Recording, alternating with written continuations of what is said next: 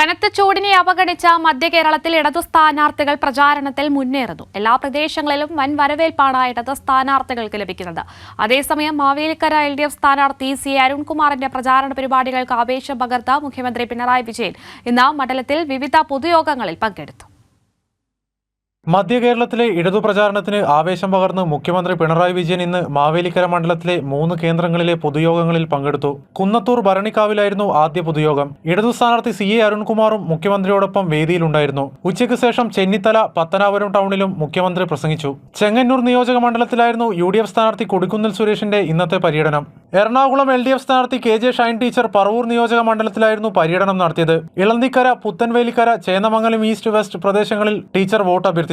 ഉച്ചയ്ക്ക് ശേഷം വടക്കേക്കര, ചിറ്റാറ്റുകര, പറവൂർ ടൗണിലും സ്ഥാനാർത്ഥി വോട്ടർമാരെ കണ്ടു. തീരപ്രദേശങ്ങൾ കേന്ദ്രീകരിച്ചായിരുന്നു UDF സ്ഥാനാർത്ഥി ഹൈബി ഈഡന്റെ ഇന്നത്തെ പര്യടനം.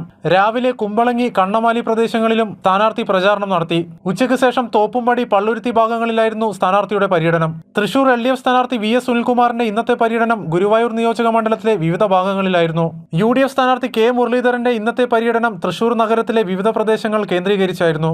NDA സ്ഥാനാർത്ഥി സുരേഷ് ഗോപി തൃശൂർ നഗരത്തിലെ വിവിധ കുടുംബ സംഗമങ്ങളിൽ പങ്കെടുത്തു. ആലപ്പുഴ LDF സ്ഥാനാർത്ഥി AM ആരിഫ് കരുനാഗപ്പള്ളിയിലെ വിവിധ പ്രദേശങ്ങൾ കേന്ദ്രീകരിച്ചായിരുന്നു പര്യടനം നടത്തിയത്.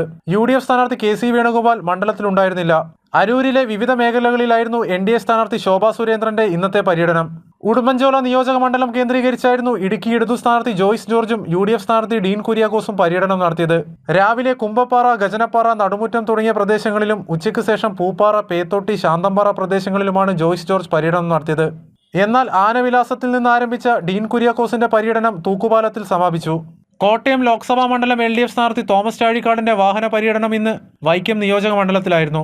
UDF സ്ഥാനാർത്ഥി K. ഫ്രാൻസിസ് ജോർജ് ഇന്ന് പാർട്ടി യോഗങ്ങളിലും സ്വകാര്യ സന്ദർശനത്തിലുമായിരുന്നു.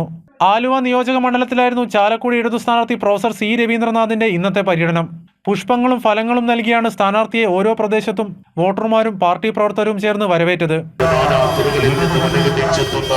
നൂറുകണക്കിന് ആളുകൾ നൽകുന്ന സ്നേഹോഷ്മളങ്ങളായ സ്വീകരണങ്ങളെല്ലാം ഏറ്റുവാങ്ങി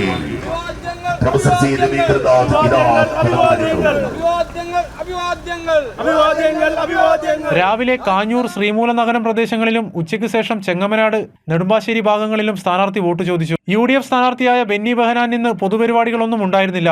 മധ്യ കേരളത്തിലെ വിവിധ ബ്യൂറോകൾക്കൊപ്പം കൈരളി ന്യൂസ്, കൊച്ചി.